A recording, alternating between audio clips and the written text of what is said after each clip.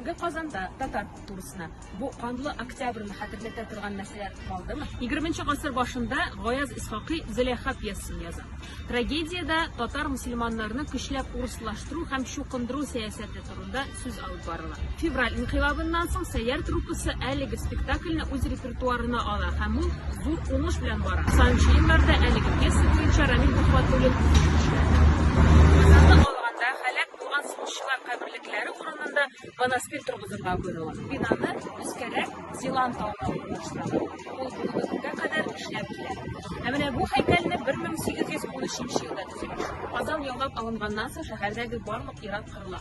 Татарның берничә өлешенә генә Табан күле янында сазлыклы түбән урынга төшеп урнашырга рөхсәт ителә. Һәм биредә татар бистәсе оеша. Бүгенге көнгә кадәр ул иске татар бистәсе исемен йөртә. 1551 елда Казан һәм Мәскәү арасында килешү төзелә. Сөембикә улы Үтәмеш Гәрәй белән Мәскәүгә озатыла.